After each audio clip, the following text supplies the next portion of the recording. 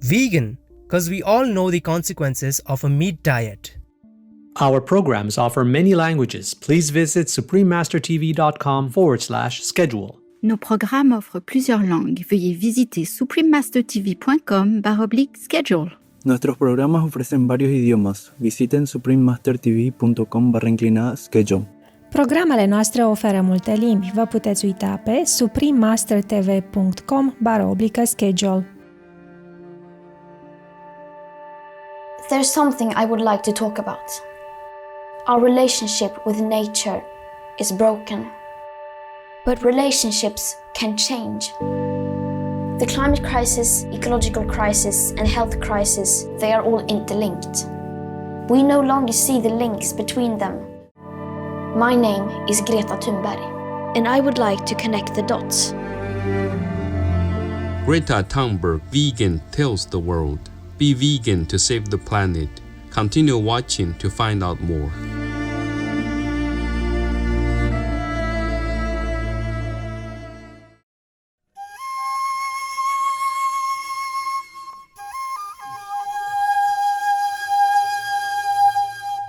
Alilianchu, intelligent viewers, that means how are you in the Quechua language. I'm Giovanni. The Quechua people thank you for choosing the vegan diet to help save the earth. Welcome to our program, Greta Thunberg Vegan tells the world, be vegan to save the planet. On today's program, we'll meet Greta Thunberg, who over the past 3 years has transformed from an ordinary 15-year-old Swedish schoolgirl into one of the world's foremost climate change activists.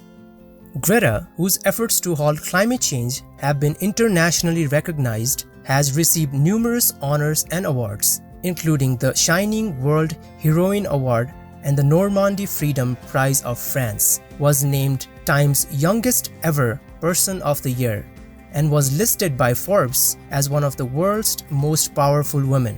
In addition, Greta has been nominated for the Nobel Peace Prize for 3 consecutive years, in 2019, 2020, and again in 2021. How did all of this begin? Greta first heard about global warming at school when she was 8. She was deeply concerned and started reading everything she could find about climate change. When she discovered that raising livestock is the foremost cause of greenhouse gas emissions, she immediately adopted a vegan lifestyle and insisted that her family do the same. By the time she was 15, Greta deeply understood the urgency of global warming and decided that even though she was young, she had to take action. Thus, in August 2018, Greta began protesting every Friday in front of Stockholm's parliament buildings.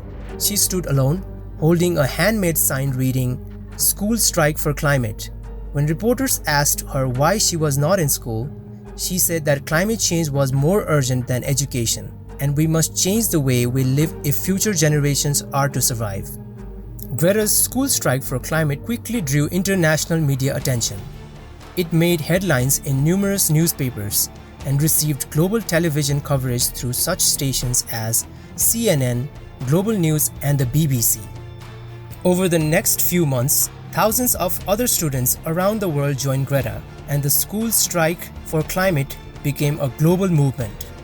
By March 2019, more than 2 million students from 135 countries were striking from school. As awareness of her cause grew, Greta began to receive numerous speaking engagements. In December 2018, she addressed world leaders at the United Nations Conference of Parties, or COP24 Climate Change Conference in Katowice, Poland. Then, in January 2019, shortly after her 16th birthday, Greta spoke at the World Economic Forum annual meeting in Davos Klosters, Switzerland, reminding international leaders about the urgency of the climate change issue. Our house is on fire. I am here to say our house is on fire. According to the IPCC, we are less than 12 years away from not being able to undo our mistakes.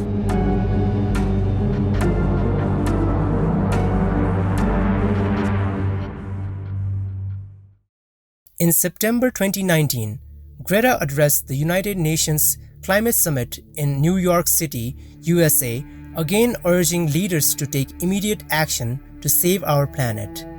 In January 2020, Greta spoke for a second time at the World Economic Forum in Davos, saying that unless we immediately reduce greenhouse gas emissions, global temperatures will rise above 1.5 degrees Celsius in less than 8 years. And why is it so important to stay below 1.5 degrees Celsius? Because even at 1 degree, people are dying from climate change. Because that is what the United Science calls for, to avoid destabilizing the climate so that we have the best possible chance to avoid setting off irreversible chain reactions. Every fraction of a degree matters.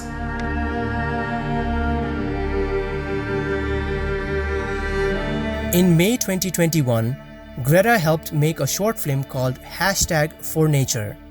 The film, sponsored by Mercy for Animals and directed by Tom Mustill of Gripping Films, was released on May 22, 2021 in honor of International Biodiversity Day. In this powerful documentary, Greta clearly explains in her own words the connection between raising livestock and the many crises facing our world today: pandemics, biodiversity loss, climate change, and more.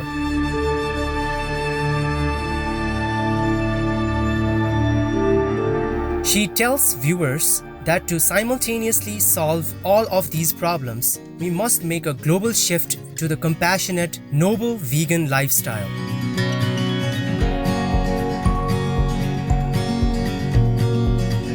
We'll take a moment now to thank the Divine for all those who work tirelessly to spread the message about the quickest and most effective way to halt climate change, the vegan lifestyle. We'll be back after this message. Please stay tuned to Supreme Master Television. Vegan, because there's nowhere to run from hell for meat eaters and warriors. Welcome back to our program as we present the film #4Nature, featuring Greta Thunberg. There's something I would like to talk about. Our relationship with nature is broken. But relationships can change. The climate crisis, ecological crisis, and health crisis, they are all interlinked. We no longer see the links between them. We only see this far. So what will we do? My name is Greta Thunberg, and I would like to connect the dots. Because let's face it, if we don't change, we are f***ed. Millions have died from COVID-19. Zika, Ebola, West Nile fever, SARS, MERS. Up to 75% of all new diseases come from other animals. Because of the way we farm and treat nature, cutting down forests and destroying habitats, we are creating the perfect conditions for diseases to spill over from one animal to another and to us. The next pandemic could be much, much worse. But we can change. 83% of the world's agricultural land is used to feed livestock. Yet, livestock only provide 18% of our calories. The way we make food, raising animals to eat, clearing land to grow food to feed those animals. If we continue, we will run out of land and food. It just doesn't make sense. The land requirements of meat and dairy production are equivalent to an area the size of North and South America combined, from Alaska to Tierra del Fuego. We have industrialized life on Earth. If we keep making food the way we do, we will also destroy the habitats of most wild plants and animals, driving countless species to extinction. This really sucks for us too. They are our life-supporting system. If we lose them, we will be lost too. In the words of the United Nations Secretary General Antonio Guterres, For too long, we have been waging a senseless and suicidal war on nature.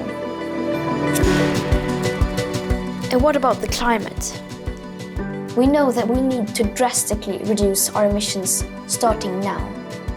When we think about the villains of the climate crisis, of course we picture fossil fuel companies. But agriculture and land use together are about 1/4 of our emissions. This is huge. It doesn't have to be like this. If we change towards a plant-based diet, we could save up to 8 billion tons of CO2 every single year. We could feed ourselves on much less land, and nature could recover. Pandemics, loss of biodiversity, climate disruption, acidification of oceans, inequality, loss of fertile topsoil. These are all just symptoms. What they all come down to is the way we treat nature, the way we value nature. We need a system change.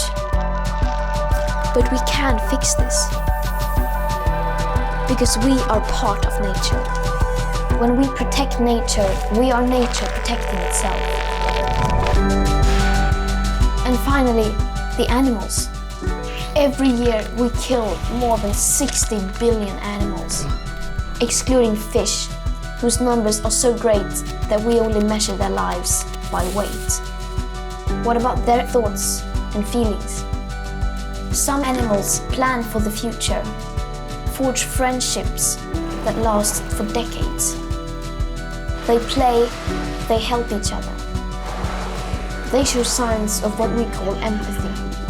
But 70% of the animals we farm live inside factories. In the United States, that number is 99%. Their lives are short and terrible. How will we be judged? It is heartbreaking to know all this, but it is also our opportunity. We know what we can do. We can change the way we farm. We can change what we eat. We can change how we treat nature. Some of us have lots of choices, while some have none at all. Those with the most power have the most responsibility, and most of us can do something. So, what will you do?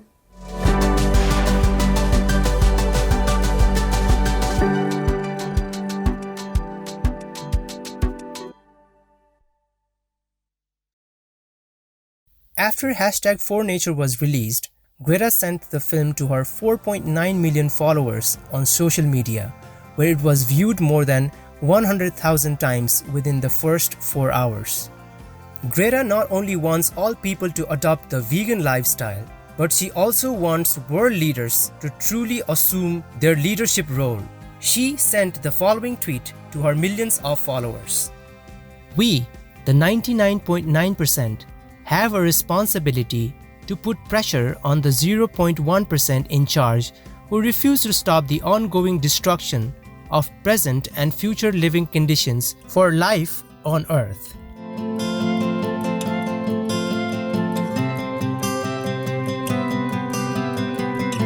Many thanks, Greta Thunberg, for your inspirational and powerful message to world leaders to halt climate change through the vegan lifestyle.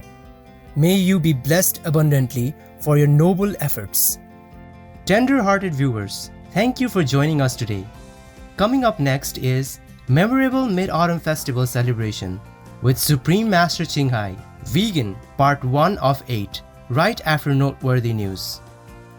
May we soon enjoy Eden on earth as all people quickly adopt the compassionate vegan way of life. Vegan, the best gift for our world. Our programs offer many languages. Please visit suprememastertv.com/schedule and suprememastertv.com/PE.